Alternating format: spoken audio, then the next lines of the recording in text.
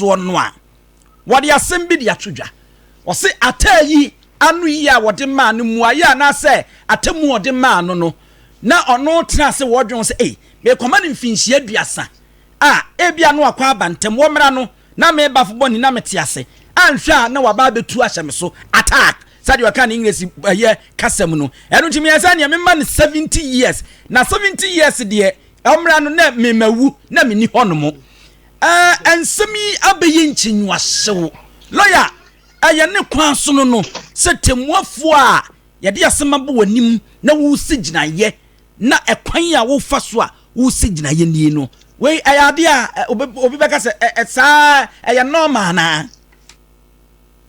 I mean, I'm surprised about we saw this issue in January about on this. Actually, I'm surprised because of the 93.7. But what you say? Metiasepa. Or the phantom say about to be a judge. Would you say now be options no be brave or home? Ubetimi I see, ubetimi I see. Until I tell you, okay, say 70 years. Now, let me be very honest. And then he said, Judge, that is my candid opinion. He said, the Bafu Bonnie, as long as the Bafu Bonnie can, we're team. Because, Ebiana, I tell you, charges, and there were 4 or 5 charges. What's I say? Your charges in the Boahen, Ebia be a 20. Busy a better me 10. Be a 20. Ebia, minimum charges, the boy. Ebia charges, basically, a Ducran a bono. And the charges in your base do. Now say moo and son and a rain one. Now son, minimum no, Ebia 10 years. Maximum no, a year 20. Now say onion concurrent. Every 20 num yes say any 100. Yeah. So any concurrent there. Not just a man 70. What is wrong about someone? It's logic that's bad for Bonnie Kanya. Nipa bebre to the Serena Basse. No, it doesn't mean there was only one charge. Maybe a charges also. I cases here on the court to mention. What is there to be a 54 charges? Okay. I recently men found kwache kra agrada de de eti ye ne se subo ade bo no mienu ni nyina wodi hu fo ananka ebia no 15 years and a judge no eyo ya wo man 15 years rather tinanka wo so dem 30 years concurrent if you consecutive or concurrent. So I don't see how this response by the judge I'm so surprised. Lawyer, wouldn't say, me no didn't come in a wuchemu. One went me and Chile Musao. Say, be an case said the born never been to me, and I'm so Debbie. And I mean, of course, yeah. Maybe he himself should have Nelson Kabia on so by Musa.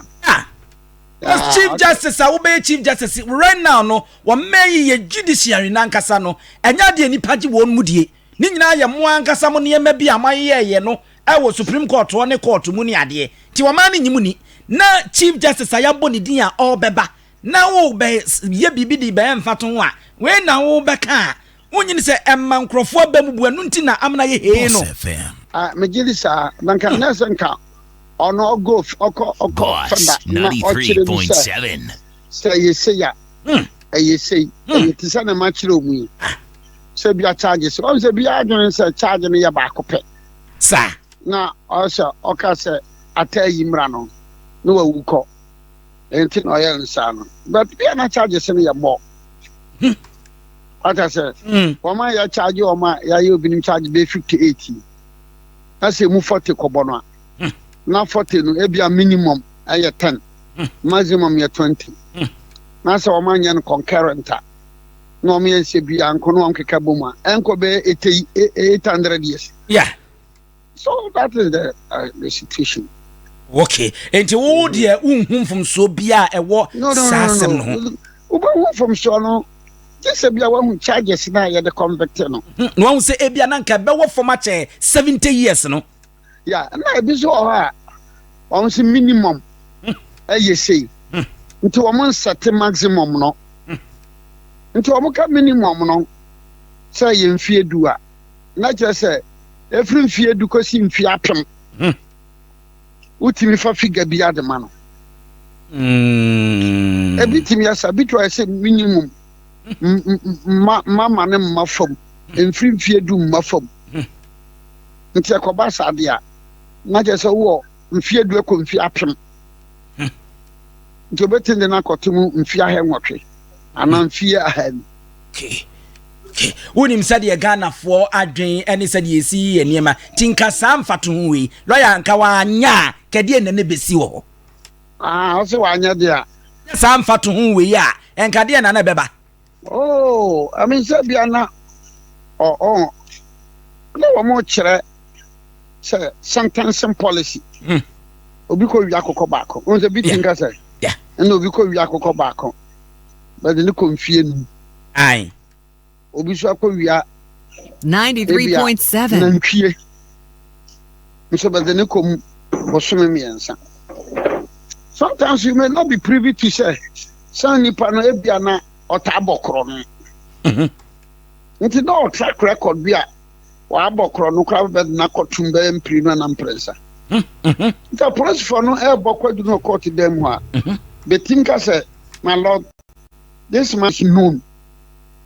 Obey Sabro said this man is known. Like I said, this man is known.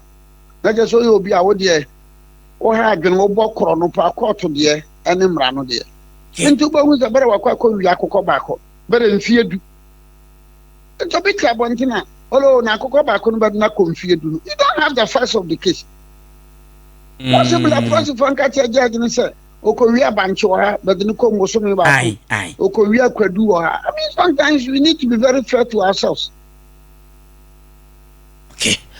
Na yenre edom kuma woman so sorry ye e free anotutu yasi. Lawyer. Ne kwan so no. Oh, why not? Say a parliamentary democracy. Obia ankra majority, minority. Obia wo kwan ofa so ye na adwuma anameboa aye no kre nti bere ye de ye tren ye sori akọ boni be ne bai boni e ba ne se binum se sede ade ye nka we ye akwanya kase a edom kuma e wo man Ghana mrahye bedwafie benya kwan ye atenase no motimi ye bisa nsamo obia with due respect with due respect we are not being honest to ourselves. Why? Starting from 2022-2023, which is a parliament in the Koso Hono na even when Supreme Court say so do a party win, no akofa form, no nyamfele ya on crosso carpet. When the Supreme Court has pronounced on that, and this is for Seben Court, and Obi Kasai. Say Obi Kasai. And the speaker was even insisting. Seven court and anyway. I mean, look at what was happening. Look at the air question the Ninano. Sabio. And then MPP for Bebe Frasiana. Ndc for now more. The future of this country is bleak. No. Ma Ghana Dutch no who said you're working lawyer. Man you so look at what happened. Look at what happened during the NDC era now. Yes, we Supreme Court to Krama pronouncement said, or Moncrosso carpet, they can still be the MP. Speaker Krankasa on Chassia. Speaker Nankasa, and yes, I speak an or honor. Boss FM. And yes, I speak an or that's what I agree. And so at that time, no, when even the highest court of the land, I can't say no. Speaker no end this for so company. Now the SABM people for no call yet walk out and I say yeah. You know, said, near my no corner, ye. Ya kwenkwe na Ghana fo bi se moboa. Eye tu konua wa free hono. Ana ese hu bia bedam so. Esan se mu ne se mo ne bafo boni. Please, with due respect. I am me Obiri Boahen. Obiri say me very principled and honest. Oh yeah. So catch me say the MPP for him talk or no free or no. With due respect, I beg to differ. Let's be very honest and very sincere. I mean, it would be absurd for anybody to suggest to say talk or no or continue and they be MPP. It would be absurdity of the highest order. No, because when you so NDC time we no I must say a BBDI. Also no more time be or honum. Obviously be 5. Unanimous FC Nana. Yeah. So people were saying, and do you think at that time it was for this country?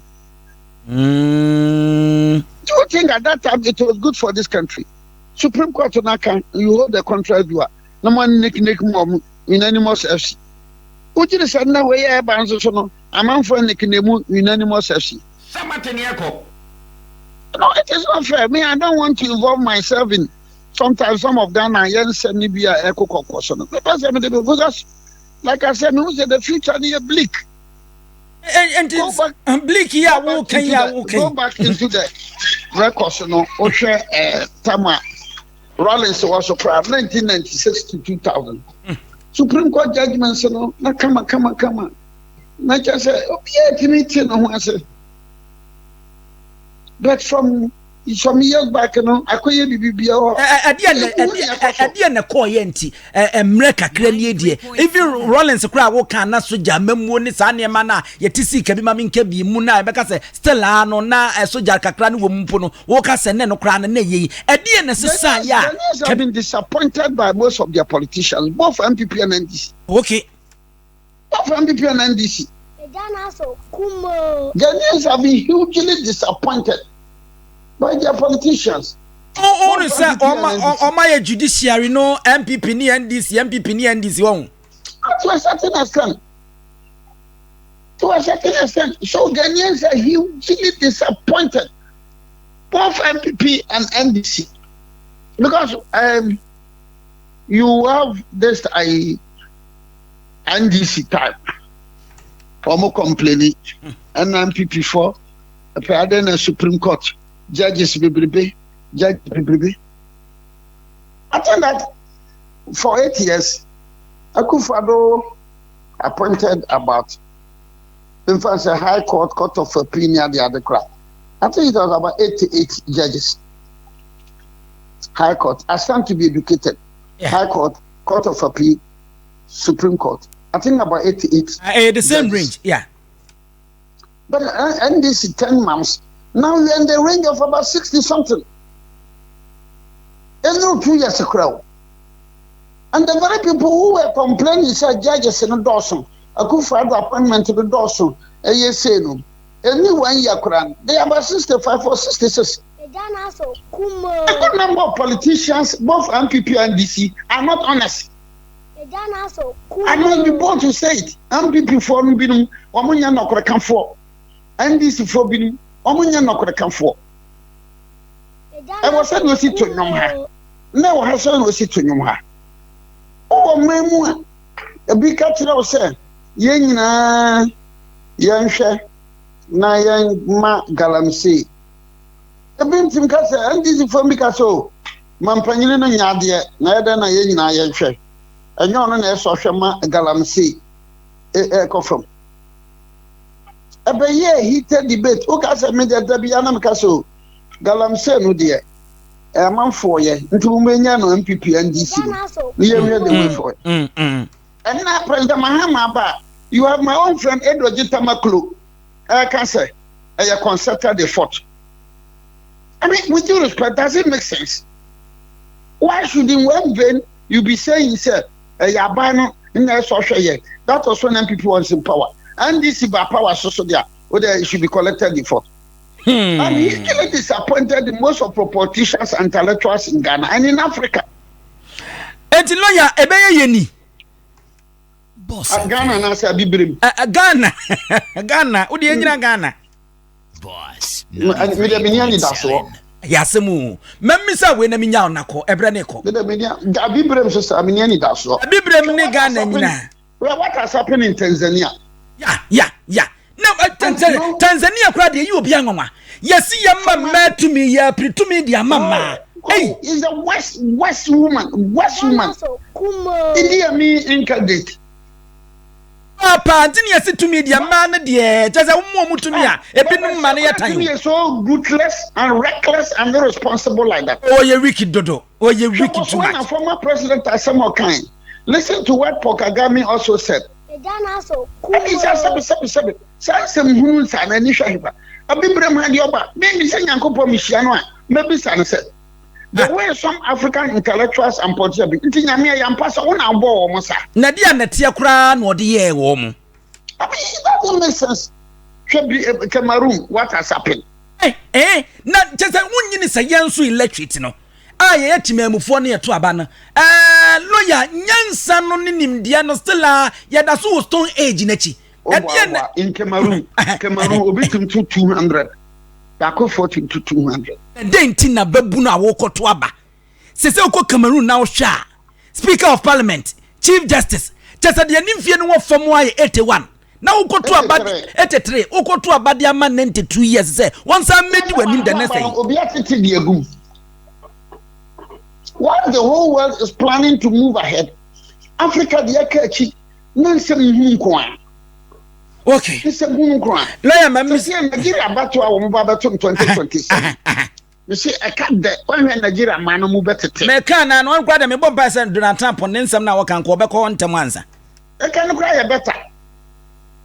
Tell me a better, not just say about one time no woman issue the military strength. No African leaders, but African politicians, African intellectuals. 93.7. You can't describe them. Lawyer, Mammy 8 years. President Mahama by 8 years. 3 years Juma. Nana Kufuor about 8 years. 3 years Juma and free Krama Kumasi. Some when they catch the one cry. Obetimatis actually. If you know the music AC factories, you know. Yeah, the idea is I saw dying near the Dubai just 1971. Dubai just 1971. Saudi Arabia needs you. Saudi Arabia needs you. Lawyer, menya nanke wo brebebre. Na won kan wo fa sia asem kakra. Na nsan mamu akọ. Saudi Arabia needs you. And so look at the achievements. Burkina Faso, we are 900 start here. Wakwa to play. No tomato factory wasin. Nya ne de sia so dan di zemu no ai. Lawyer, mamisa last one ako. Tomato would have $10 million per lungu. I mean, you live in a country like Ghana. Na ya catcher say all African games. Ghana Boka $249 million. And one not just is it not madness? They didn't know aduane kura na ya sabra se shafo sika. Is it not madness? Sir, all African games. Tomatoes. All African games. Sika Ghana ban say $249 million. Na meka obi si na Obiri Boahen nti wuni MPP. Sabi kafrache.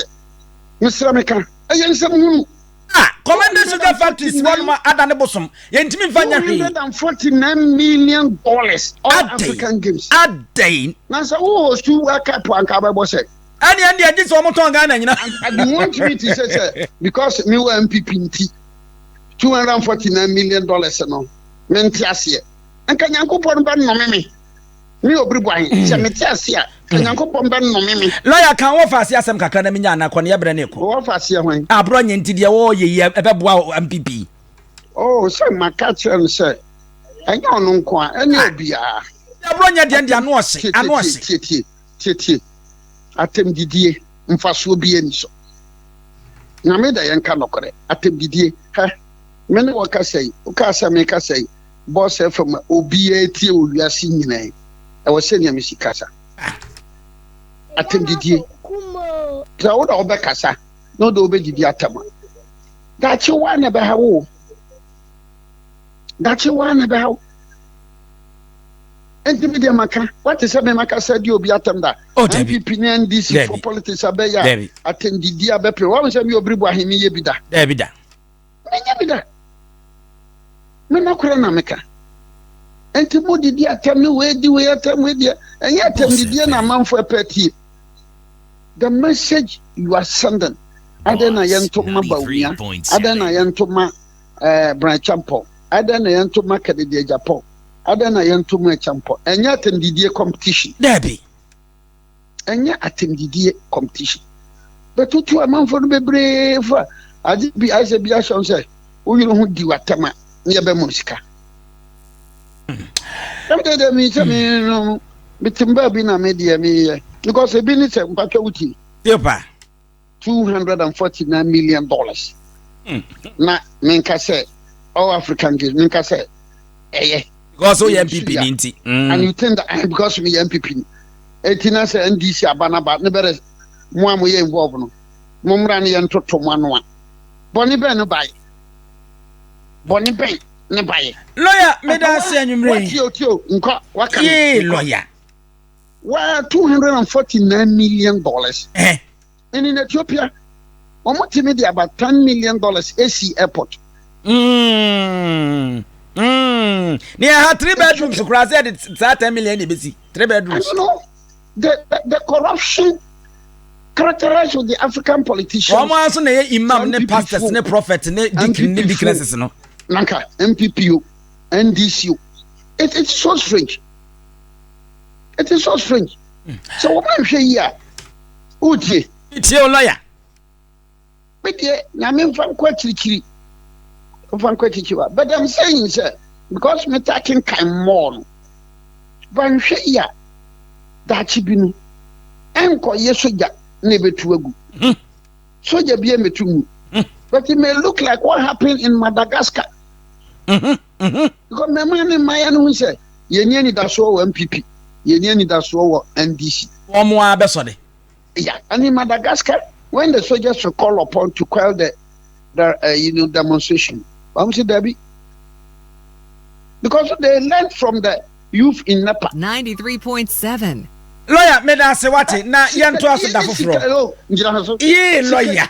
She can be any chronobono at also. Lawyer, yen fancy ya be fro. You see there's 10,000 ghosts. Nyame adma yi konfa no chekra wo moto monitor tetu sika 170 million monitor ba ko. Egu ha no so yes ya de 170 million one monitor. Ne de free hand kra na e bank am beton sa. Ya kwa ka mo se ade ne ka. Konfa no che 170. Lawyer, what dey me da so what? Me to kase nyankopon. Sankaman we be di me mensa pa me Obiri bo mensa for bosumi numa. Nka bibi be si mani ha. Lawyer me da se. Ya be to aso akiri what? Meda sepa lawyer Obiri Boahen no ye me papa de we se wan re ya ene jai ene ye nkokoros leaders bia ho se de ade ne se ende ye commercial saba na ya ba nti pepe no aha ana ye di asie wo ho mesamma me commercial semra na ensem ni bi won ma edika na edi kire ene GJ award no nso ye de enwo nsem so beba ai ye ntiri